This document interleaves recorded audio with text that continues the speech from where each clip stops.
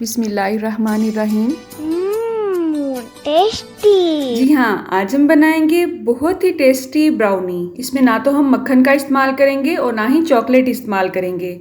मैं आपको इसे बगैर अवन ही रेडी करके दिखाऊंगी, लेकिन अवन की टाइमिंग भी आपको साथ ही गाइड करूंगी। इसका रिजल्ट इंशाल्लाह बहुत ही अच्छा आएगा। टॉप लेयर को थोड़ा सा क्रिस्पी बनाएंगे, उसके बाद वाली लेयर थोड़ी सी सॉफ्ट होगी, उसके बाद थोड़ा सा आपको च्यूई फ्लेवर आएगा और उसके बाद नीचे वाली लेयर को थोड़ा सा क्रंची बनाने की कोशिश करेंगे। इसके लिए आपको किसी भी मशीन की जरूरत नहीं पड़ेगी। मिल्क शेकर वाले जग में ही सारा अमेज़ा हम रेडी करेंगे और एक ही बार रेडी करेंगे। जस्ट 1 से 2 मिनट लगेंगे आपको अमेज़ा रेडी करने में, और उसके बाद जो भी टाइम है वो तो इसका बेकिंग का टाइम ही होगा इंशाल्लाह। इसका रिजल्ट आपको इंशाल्लाह बेकरी वाली ब्राउनी से भी बहुत ज्यादा अच्छा लगेगा। अब आप चाहे घर में इसे अपने घर वालों के लिए रेडी करें या घर में अपना ब्राउनी का बिजनेस स्टार्ट करें, ये आप पे डिपेंड करता है। तो चलें इस दुआ के साथ आज की रेसिपी का आगाज करते हैं कि अल्लाह आप सबका दस्तरखान से जाए रखे और हम सबको सेहत और ईमान का रिज़्क अता फरमाए।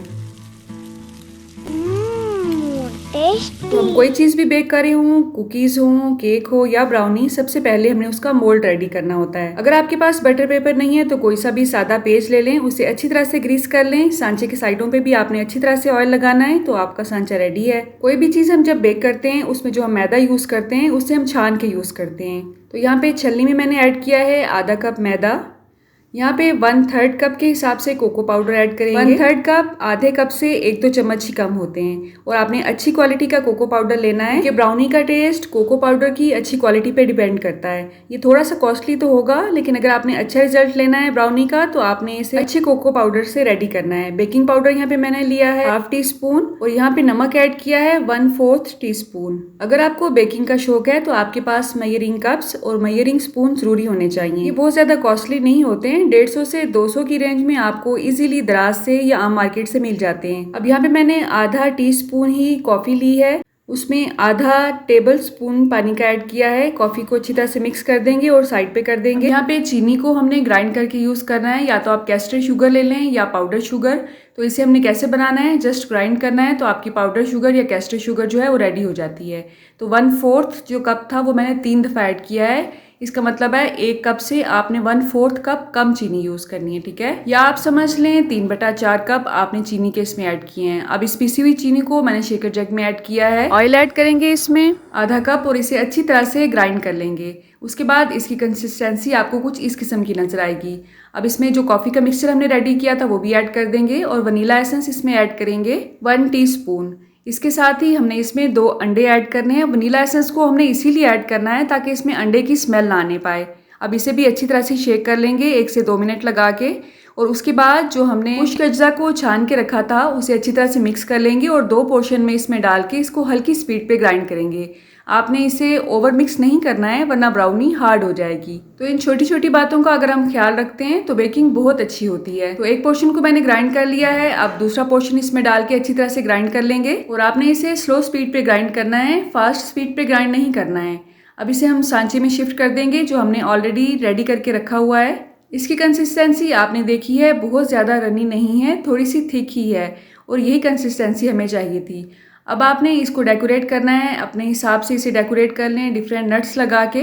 वैसे तो ज़्यादातर ब्राउनीज़ को सिंपल ही सर्व किया जाता है, सिंपल ही बेक किया जाता है, लेकिन अगर आप इसे इस तरह से थोड़े से नट्स के साथ बेक करते हैं तो देखने में बहुत अच्छी लगती है, खाने में तो ये अच्छी लगती ही है। अब यहाँ पे मैंने कढ़ाई को प्री हीट किया है 5 से 10 मिनट के लिए दरमियानी आंच पे। अब इसमें ये सांचा रख देंगे और इसे कवर कर देंगे अच्छी तरह से। इसे आपने बहुत ज़्यादा स्लो स्पीड पे बेक करना है, तकरीबन 40 to 45 मिनट के लिए। अब ये टाइम डिफरेंट हो सकता है आपके पतीले के साइज़ के हिसाब से, आपके सांचे के साइज़ के हिसाब से। यहाँ पे जो सांचा मैंने यूज़ किया है वो 9x9 इंच का है। ये बहुत ज़्यादा फूलती नहीं है क्योंकि इसमें बहुत हल्का सा ही हमने बेकिंग पाउडर ऐड किया है। वैसे तो जो असल ब्राउनी होती है उसमें बेकिंग पाउडर ऐड ही नहीं किया जाता है। इंशाल्लाह वो रेसिपी भी मैं आपसे शेयर करूँगी। तो आपने बार बार पतीला खोल के नहीं देखना है, कढ़ाई को खोल के नहीं देखना है कि ब्राउनी अभी बनी है कि नहीं। इस तरह से ठंडी हवा अंदर जाती है और इसका रिजल्ट अच्छा नहीं आता है। फौरन ही आपने इसे पतीले से नहीं निकालना है, कवर करके 5 से 7 मिनट का वेट करें और उसके बाद इसे सांचे से निकालें। अगर आप गरम गरम ही इसे सांचे से निकाल लेंगे तो इसमें क्रैक्स पड़ सकते हैं या ये टूट सकती है।